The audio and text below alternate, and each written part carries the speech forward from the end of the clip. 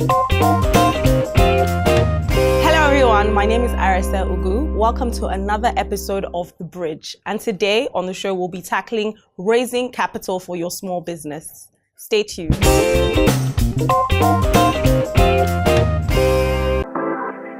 Hi, welcome to Chef Freg's. I am Chef Freg's Bubemi Fregene, executive chef and owner of Chef Freg's. Chef Freg's is a fine dining-esque, very personalized dinner experience for our customers. That's what we do here. We try to not only create just good food, we try to create a lasting, memorable dining experience for our customers. Yes, we're not the average catering company, but we still are in the business of catering and hospitality. So we ensure that however we are presenting our food ourselves to whoever is our customer, are bringing a game that's nothing short of a star. Come, let me show you my kitchen. So this is my kitchen and you're welcome to see it. It's not very much, but we make do with what we have. CNN has come. So we are in the middle of a shoot for Food Bay TV. So we're filming today as well. It's a small reality show, day in our life. You know, we're prepping for an event. We're rolling some fresh pasta here. When most of our events, we roll our own pasta ourselves. And this is it. So we have like a spice section over here where we keep most of our spices. This is my first cooker that I bought, and I've not let it go because when I was still very small and up and coming and cooking behind my grandparents' house, this was what I've used. So this is serious sentimental values. This is the kitchen where we do all our prep. We finish off at clients' houses, and we do our best to. We have a small team working overtime, sometimes through the night, or most of what we try our best to prep well, so that we're on time and not losing sleep. So for the event that we're having as well, because we are having some dinners. Come, let me show you. Come. So we have a dinner for 10 people. This is the menu, for example. We do a detailed menu here at Chef Freg so that the team has very specific instructions on what to do. So the type of stock they are using, the type of all the measurements of everything, all here.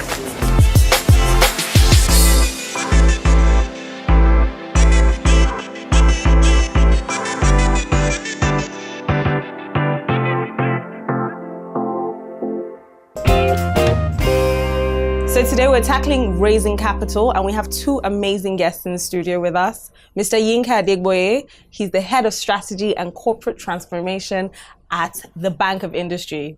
Wouldn't you like to know him?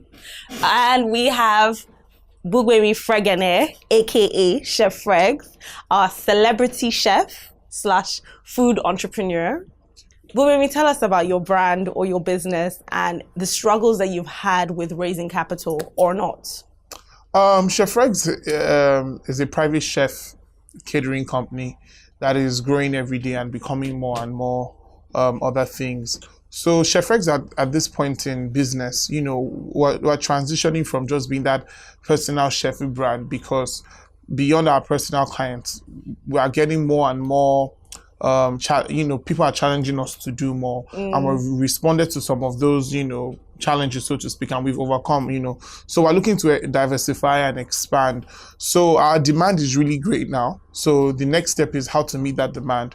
So yes, we make good money already, or we're doing fine as our small business model, but now the scale is getting larger. But raising capital has always been, I've never had to raise capital before. I've grown organically, and everything that I have, and the rent, the space we've gotten, the equipment, everything has just been from organic business. But every time I think money, I've spoken to people like at the bank, and it's always like, yeah, you take a loan, but there's a high rate and all of that. So I'm always very discouraged by that. And I'm always cracking my head and praying and hoping the uncle, the auntie that I can speak to give money. But if I had to ask you, because I think that a lot of creative entrepreneurs, the biggest problem that they have when it comes to raising capital is that they're not able to properly articulate what they need the funding for. So we'll speak to Mr. Adegboye very soon, but you need to know how the funding that you're trying to raise is going to affect your bottom line. Because whether you're getting the money from a bank or, an angel investor, they still want to know what kind of returns they're going to make. And for them to know that, you need to be able to say, if I borrow this money, this is exactly what I'm going to use to do. So answer your question. This is how I will turn a profit so that I can make money and also have the ability to pay you back. So what exactly would you be raising the funding for? Okay, to answer that question, I've come to learn in business, that being a creative is sometimes at a point in business, it's not even what is needed. Yeah. You need to, get very educated in structuring your business and organizing, creating an organizational culture so that your business has a definition. So that if a Mr. Yinka Adigboye walks into my organization, he has a good idea of what we're about. So even if I can't articulate my what I need funding for, because a creative entrepreneur will just tell you, oh, I need this to build my studio, I need this to do my deals. Okay, yes, you need that to do that, but how is it going to make you money? Okay, so there's a product we're working on at Chef Regs that brings, because Chef Regs, we're this fine dining brand. I want to take that fine dining to a more commercial level. So what I'm going to tell Mr. Yinka is, so I may not give you the way RSA will explain to you, but what I can tell you is we have a product that has a more mass appeal. So this is our layman projections we've made. What do we need? We need more ovens.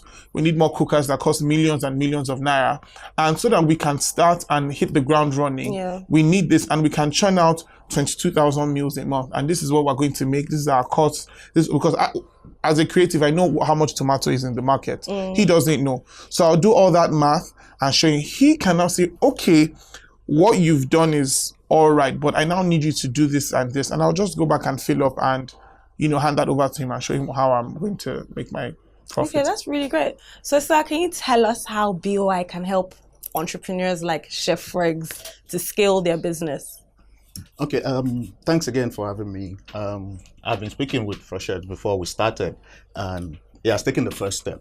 He has actually started business, so he has a track record. Yeah. What we do as a development finance institution is we support the industrial sector and we provide finance and, of course, business advisory services. If I may just step back a bit to just talk about people who have ideas and who want to go into business. That's people where you've been before now. It's very important to educate people in terms of how to start. Usually, the advice is people should start from, there's a concept called the 3 Fs, where you have to seek for support from your family, friends, and fools. What they call them fools, because these are people who would provide you funds on emotional ground. And they do not, really get you to sign sign some document, to be binding, because they are ready to support you even if you fail. So if you take that first step, you've leveraged your family, friends, and fools, and get started. So as you grow, then you begin to look at, okay, now you want to expand, like he wants to do. Now he wants to expand his business. And the next level usually is to go for equity financing. By equity financing, we're saying, okay, you're not going to be paying interest. These are people who would support you, like she talked about venture capital, people who would bring in money into your business, own a bit of equity. Well, and that's some area where we seem to have a bit of challenge. People are not ready to dilute their ownership. Exactly. So these are people who believe in your idea, not on emotional grounds. You would have to sit and discuss how you would make money, how they will make their money back in terms of dividends. And if that has worked for you and you still want to expand some more, and you've seen that, okay, now you can go for debt financing. Debt financing is, you get funds from an institution and you pay interest. So you need to stabilize properly to know that, okay, you can cover your cost. Apart from your operating cost, then you can pay interest, on loans. So those are the 3 steps. So coming back to Bank of Industry, since we're talking about millennials, young people who have ideas, who have started business, we have quite a number of products that we've put together to help out in this area. First of all, I'll talk about the Graduate Entrepreneurship Fund. This is a 2 billion naira fund that we put together with NYSC. Okay. And, young people who are in their service year can borrow up to 2 million naira. And of course, when you start the discussion and it goes into, okay, so what collateral do I have to bring? What is the interest rate? As a development finance institution, we provide finance at 9% interest rate. Like you're in the food industry, you find someone in the same business that you're in, and the guy, keeps consuming his food and he's not paying the business. Yes. That's really fundamental, and people struggle with that. So even businesses that are not small, we're talking about medium to large businesses, and also control. Relinquishing control is a problem. 5% control, you still have 95%, but you don't want that. Nigerians, they'd rather have 100% of 100,000 as opposed to, 5% of a billion. Yeah. So those are key issues that, especially small business, especially startups as well, that they should really have at the back of their mind. They should start small and grow with time, try to reach out to some venture capitalists, and from there go into debt if they can, cover their cost and pay interest. Do you think that they also don't really know their numbers? So they have a hard time. A hard time interpreting their financials. I agree with you. Yeah. I agree. Honestly speaking, 3 years ago, I don't think I would boldly walk to the Bank of Industry. I was doing okay, but structuring was something that at Chef Freg's, is a big watchword, and learning. And I'll be honest here, I know there may be other businesses that do better, but everybody's hiding behind their nice brands and whatnot. But the truth of the matter is there are a lot of creatives who are not structured enough to know how money, and money does go. Money does go. You have so many bills to pay. You have to help out with this. Then when you now even become popular, everybody now looks to you. So you have to do other things that how do you explain to a family member that the reason you can't help them is because your accounting isn't in order? It sounds like you're being harsh and wicked. Oh yes. How do you explain to somebody that, you can't do this because your accountant has said that you made a loss, last month, so that's part of the discipline. It's part of the discipline. So honestly speaking, I think on advising young entrepreneurs on what to do, there are so many apps now, online, they are free, where you can input your expenses, your costs, what is coming in, and it will help you calculate everything, so that when you're coming to people like the Bank of Industry, you're coming correct. You're coming correct. Well-informed, the truth is that it won't be perfect. We still mix personal money. See, as a young entrepreneur, the truth is, my personal money still goes into my business. Again, growing it. You didn't make so much money in the month and you still have to pay salaries. What do? You pump in, that money. So I think I'm really grateful that I'm more exposed and more informed, because I feel like I can boldly go to the Bank of Industry now. And I think just to build up on what you raised the question earlier concerning business advisory. What we have is 200 consultants, right, that have been engaged by the bank. We call them business development service providers. What they do is, even after we provide, they help the young people and the small businesses through putting together their business plan, because that's fundamental as well, through to get approval. Upon approval, just so that we can ensure that you're staying in focus, we have these BDSPs to keep providing you with an ongoing business support service. That's amazing. So you pay. So does BOI pay for the business advisory services? There are two parts to it. Okay.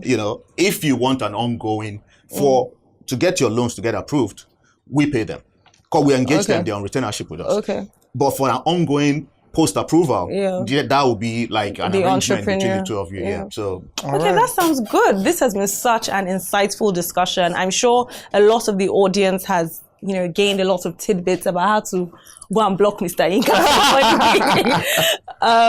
Thank you so much for watching this episode of The Bridge. And a huge thank you to our guest, Mr. Yinka Adegboye, the Head of Strategy and Corporate Transformation at Bank of Industry. Thank you for having me. And thank you so much, Chef Freg's. Thank you so much for having me.